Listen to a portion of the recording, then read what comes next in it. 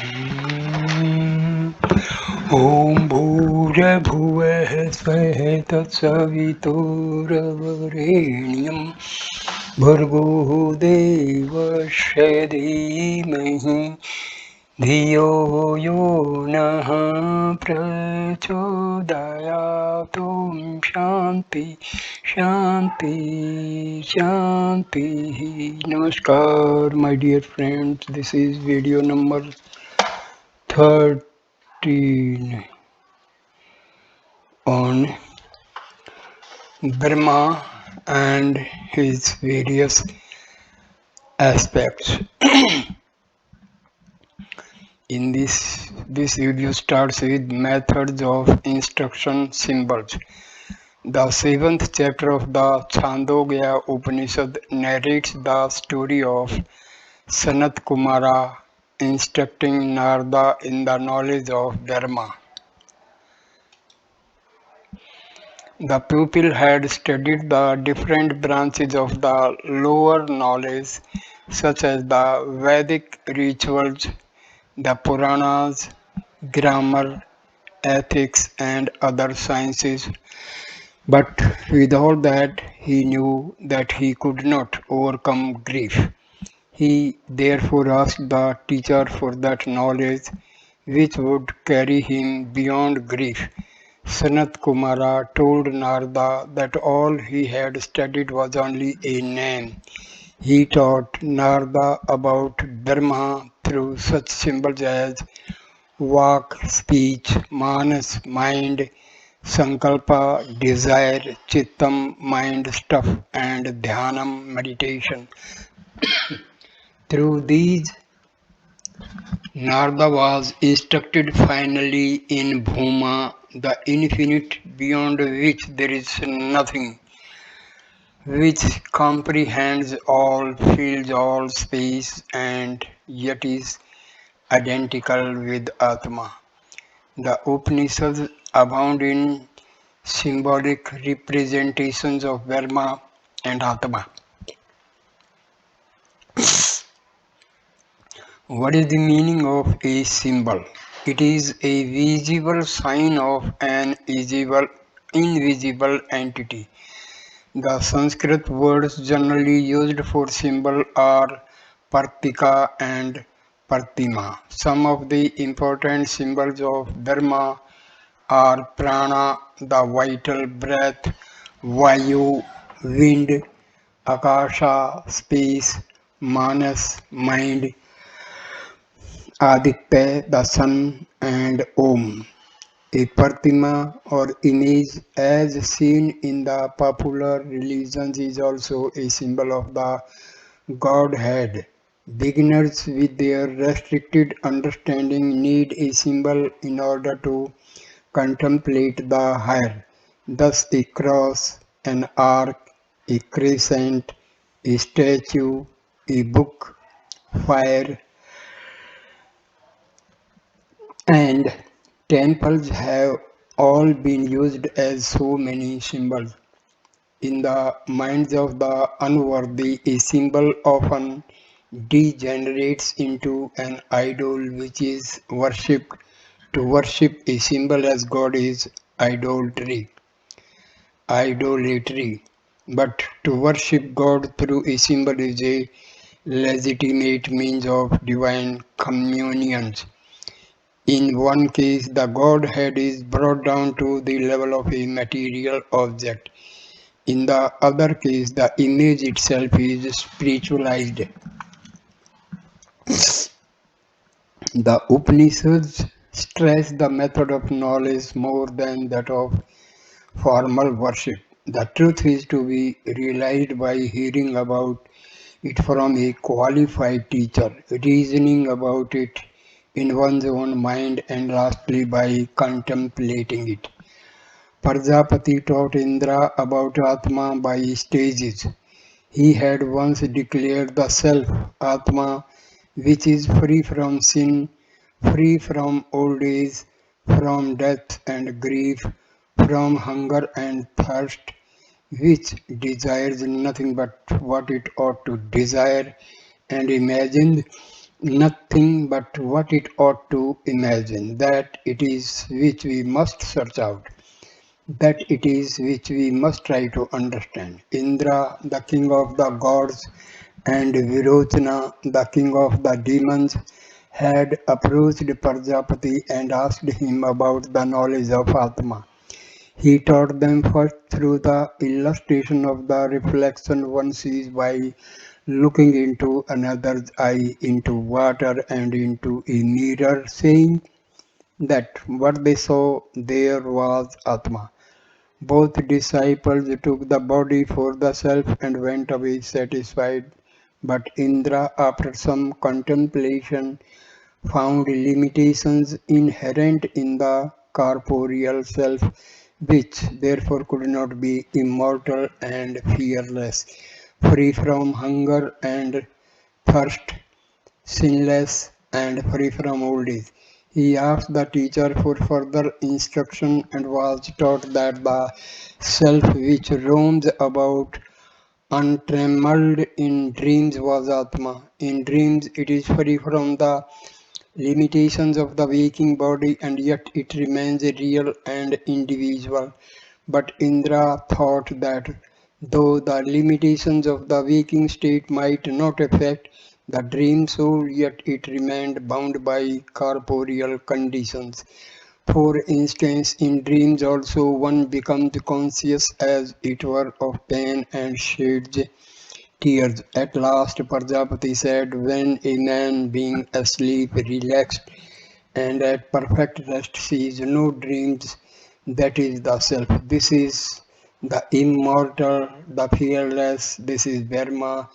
Indra had thought that the state of deep sleep was surely a state of annihilation when a man remains ignorant of himself and the universe. Prajapati explained, however, the significance of deep sleep in which the distinction of subject and object ceases to exist.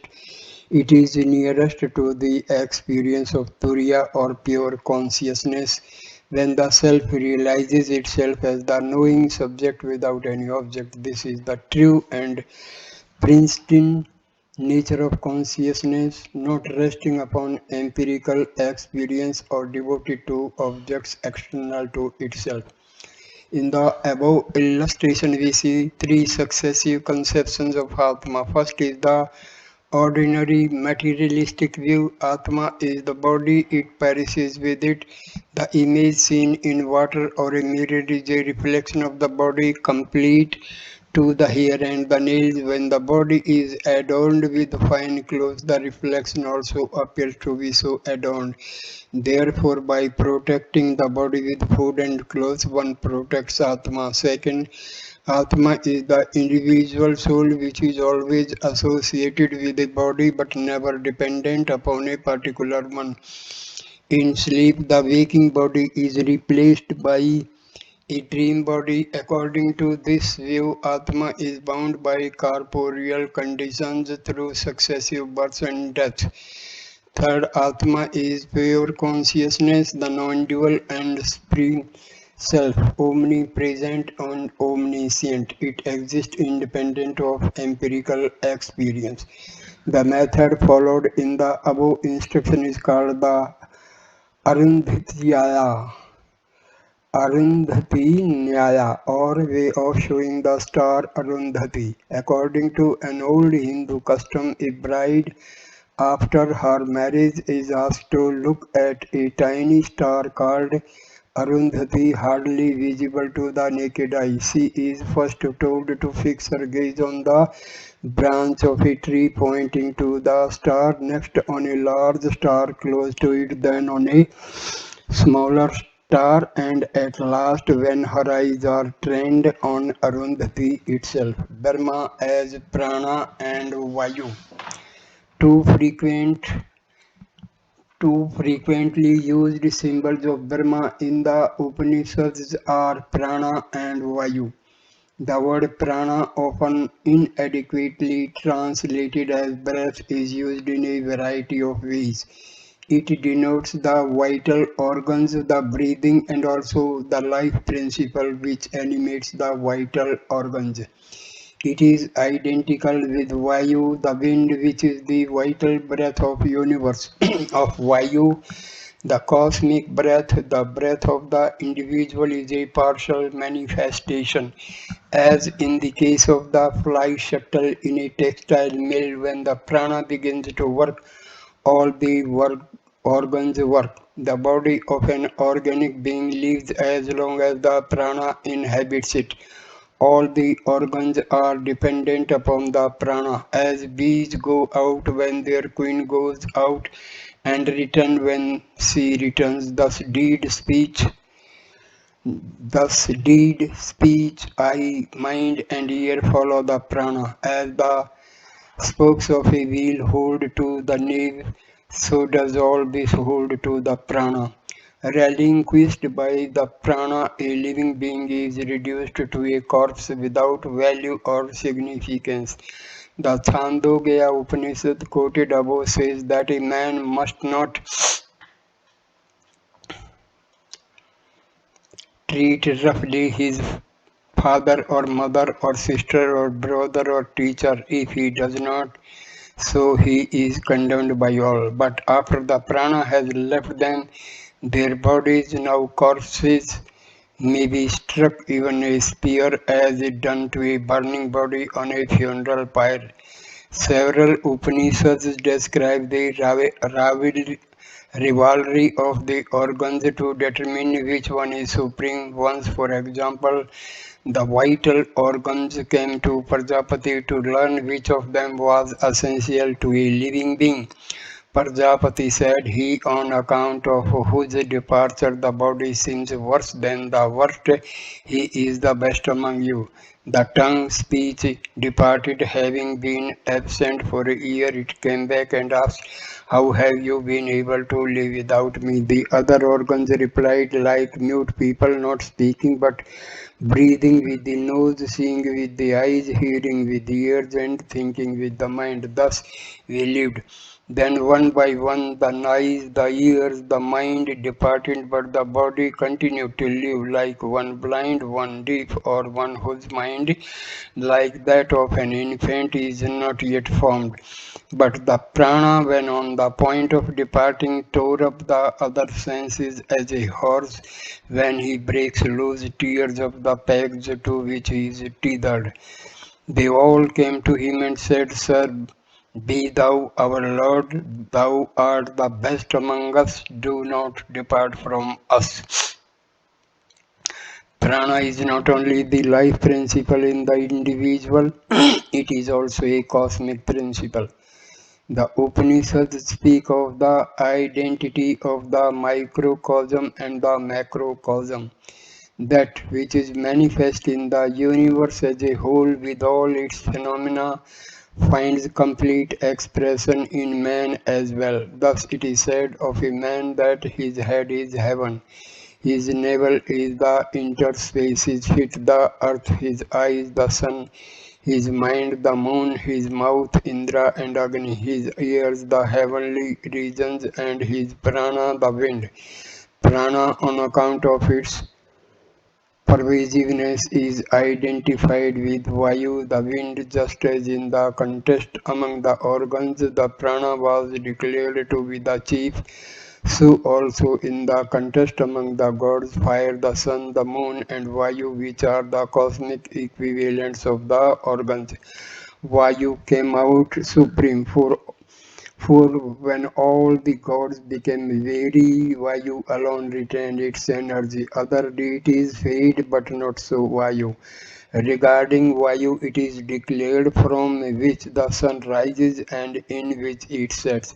Prana as Vayu is identified with Hiranyagarbha or Sutratma. Through this sutra or Vayu, this and next life and all beings are held together. The senses at the time of deep sleep enter into the prana, and the deities at the end of a cycle into Sutratma or the cosmic prana. Thus we find in the Upanishads that one of the most important symbols of Brahma is prana, the life principle that pervades and sustains the universe and the individual body. Prana is verily dharma, Prana Brahma. Next is Manas and Akasha. The manas or mind is the inner organ. It is the instrument of deliberation. The mind deliberates on the sensations gathered through the outer organs, eyes, ears, nose, skin, and tongue, and determines what is right and what is wrong. Though an untrained mind is a cause of attachment and bondage, a purified mind is the means by which one realizes Brahma. May he stimulate our understanding is the most ancient prayer of the Vedas. The Upanishads have used the mind as a symbol of Brahma. Let a man meditate on the mind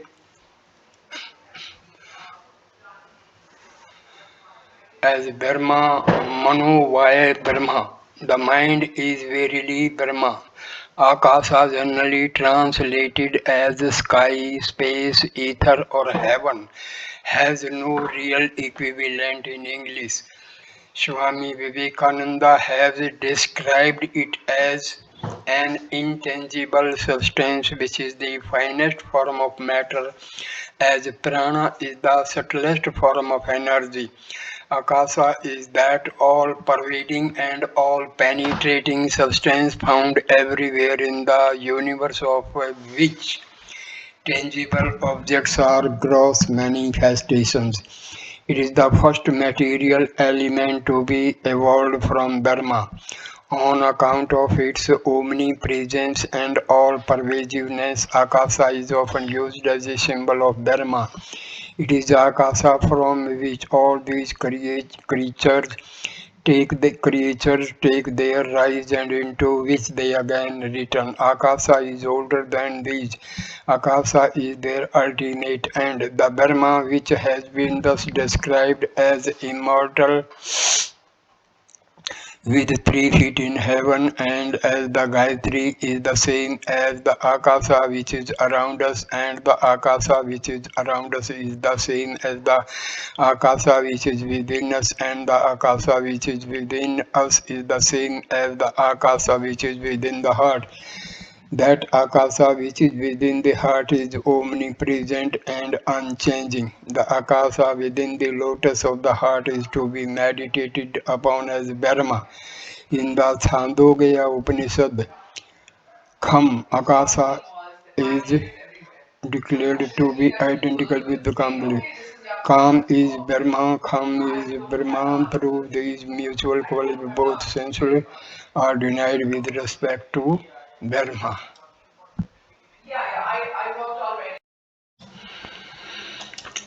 The sun.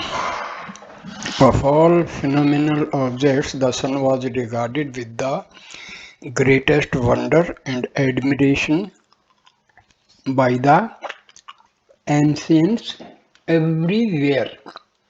Its rays dispel darkness, and the daytime is generally filled with the various activities by which a civilization is created and developed. Even modern scientists are looking to the cosmic rays associated with the sun as a source of matter. The Upanishads describe the sun as a symbol of Dharma. The Gayatri mantra is directed to the Purusha dwelling in the sun. The natural sunlight is a symbol of spiritual light. Brahma is the real sun of the universe, and the natural sun is the phenomenal form of Brahma. The Purusha in the sun, whose counterpart is the Purusha in the right eye, was worshipped by the Vedic seers. A dying man prays to the sun. The door of the truth is covered by a golden disc. Open it, O nourisher, remove it so that I who have been worshipping the truth may behold it. O nourisher, lone traveler of the sky, controller, O sun, offspring of Prajapati, gather your rays, withdraw your light. I would see through your grace That form of yours which is the fairest, I am indeed he, that Purusha who dwells there. But the most important symbol of Brahma is Om. It is, as stated before, the symbol of both Nirguna Brahma and Brahma with attributes. Ordinary worshippers cannot disregard symbols. Only the highest man in the depths of his meditation sees truth face to face and gives up symbols. As the time changes, so do the symbols. Most of the Vedic symbols are out of date. Their places have been taken by other and newest one.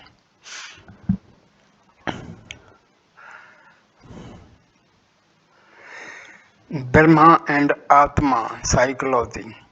The Vedanta philosophy admits the existence of a multitude of individual souls, jivatmas, and distinguishes these from the Supreme Soul, Paramatma.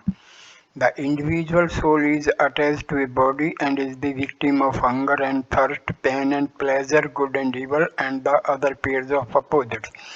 Limited in power and wisdom, it is entangled in the eternal round of samsara and seeks deliverance from it. Scriptural study, instruction from a teacher, and practice of ethical and spiritual disciplines are all meant for the benefit of bound individual souls. The Supreme Soul or Brahma is omnipresent, omnipotent, omniscient. It is externally free, illumined, and pure. When a man realizes Brahma, he transcends the scriptures, ethics, and the injunctions of religion. But until that moment, the experiences of the embodied individual soul are real to him. As long as he sees good and evil, he must cultivate the former and shun the latter. The experience of deep sleep is real to the sleeper, but it ceases to exist when he begins to dream. Dream experiences are real to the dreamer but becomes meaningless when he is awake. Likewise, waking experiences are real to the waking person but becomes meaningless to him when he attains the knowledge of Dharma.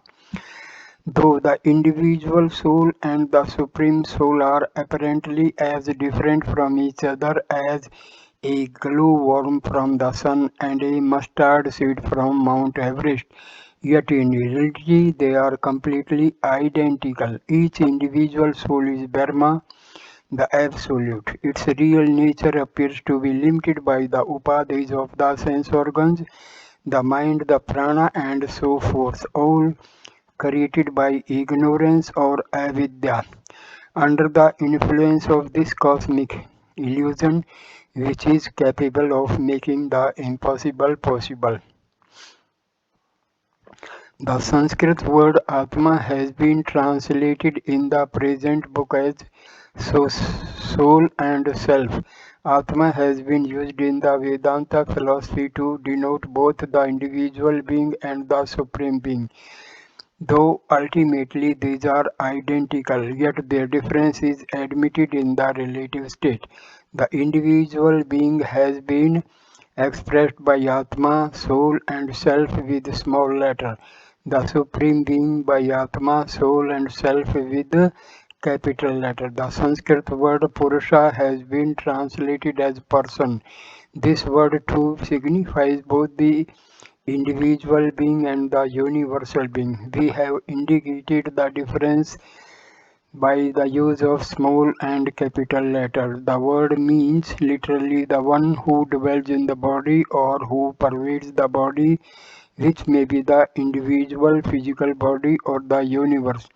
According to the non-dualist, the Purusha, the Supreme Person, is pure consciousness, pervading the individual body and the universe both, but the dualists describe it as a person endowed with a form and attributes.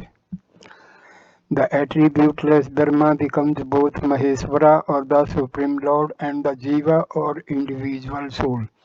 The former has Maya under his control, the latter is controlled by Maya. The individual soul takes Maya to be real. The Upanishads admit the empirical reality.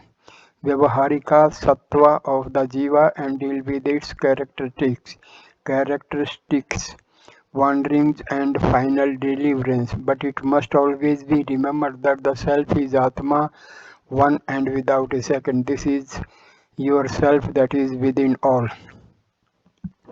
Atma through Maya has projected material forms from itself and then entered into them as their living self. Anena Jivena Atmana Anuparveshya. Thus the Upanishads speak of two souls as it were, dwelling side by side in a man, the real soul and the apparent soul. Two, there are who dwell within the body in the buddhi, the supreme akasha of the heart, enjoying the sure rewards of their own actions. The knowers of Burma describe them as light and shade. When it is said that the Supreme Soul enjoys rewards, the statement is to be taken in a figurative sense. He does not in reality enjoy anything but looks on indifferently at the activities of the other soul. The contrast between the two is made vivid in the following text. Two birds, inseparable friends, cling to the same tree. One of them eats the sweet fruit, the other looks on without eating. On the same tree the Purusha sits, grieving, emerged, bewildered by his own impotence. But when he sees the other, the Lord, contented and knows his glory, then his grief passes away. The whole fifth chapter of the Svetasvara Upanishad is devoted to the contrast between the Supreme Soul and the individual soul. The individual soul is endowed with desire, ego, and mind. It enjoys the fruits of its actions. It is limited and insignificant, but it wins immortality after ridding itself of its upadhis. Then it is recognized as identical with the infinitely great Supreme Soul. It is not woman, it is not man, nor it is neuter. Whatever body it takes, with that it is joined. By means of thoughts, touching, seeing, and passions, the jiva, assumed successively in body, grows when food and drink are poured into it. The jiva assumes many shapes, coarse or refined, in accordance with his virtue, and having himself caused his union with them, is seen as different beings through the qualities of his acts and the qualities of his body. It has already been stated that the Supreme Soul through Maya assumes a limited body and becomes finite and individualized. The great mystery is that even while subjective to all the limitations and sufferings of the relative world, it does not in reality lose even in the slightest degree its perfect nature, while the jiva, compelled by the bright and dark fruits of its actions, enters on a good or a bad birth, follows a course upwards or downwards, and roams about overcome by the pairs of opposites. His immortal self remains like a drop of water on a lotus leaf. He himself is overcome by the gunas of nature. Then, because he is thus overcome, he becomes bewildered, and because he is bewildered, he does not see the Creator, the Holy Lord, abiding within himself, carried along by the waves of the gunas, darkened in his imagination, unstable, fickle, crippled, full of desires, vacillating, sensual, disordered, and a prey to delusion. He fancies, "This is I, this is mine," and fetters himself by his own actions as a bird by its nest. Shankaracharya explains the cause of his bondage as the result of his works, which have originated from such functions of the mind as will and desire, manaha sankalpa, ichha adi, nispanchkarma nimittena. From Atma are born prana, mind, and all the sense organs. After creating the body, Atma enters into it as the living soul. Right to the tips of the fingers, he feels the body and is hidden it like a knife in its sheath or fire in fuel. When it does the function of living, it is called the prana. When it speaks, the organ of speech. When it sees, the eye. When it hears, the ears. And when it thinks, the mind. These are merely its names according to its functions. The sense organs. There are 10 indriyas, sense organs, all subordinate to the mind as the central organ. A sense organ, the eye, for instance, is not the outer instrument that one sees, nor the optic nerve, but its subtle counterpart which accompanies the subtle body after death. The sense organs are different from the prana. The latter is active even in sleep. When the when the senses do not function, as the rays of light are gathered in the sunset, so also on a man's falling asleep is all this gathered in the manas, the supreme deity. Therefore, at the time the man does not hear, see, smell, taste, or touch. He does not speak, grasp, beget, evacuate, or move about. He sleeps, that is what people say. The sense organs are 10, 5 of perception, 5 of action. The former comprise the ears, nose, tongue, skin, and eyes. The latter the hands, feet, tongue, and the organs of evacuation and generation. The mind is the inner organ, the antakarna, desire, deliberation, doubt, faith, want of faith, patience, impatience, shame, intelligence, and fear. All these are but the mind. The mind is the central organ of the entire conscious life. The impressions carried by the sense organs are shaped by the mind into ideas, for we see only with the mind, hear with the mind. Further, the mind changes the idea into resolutions of the will, sankalpa. When a man directs his manas to the study of the sacred hymns and sayings, he then studies them when to the accomplishment of works. He then accomplishes them when to the desire for sons and cattle. He then desires them when to the desire for the present and the future world. He then desires them. So I end this video here. Next video will start with prana. Thank you for watching this video. Please like, comment and share the video and subscribe the channel. Thanks a lot. Namaskar, my dear friends.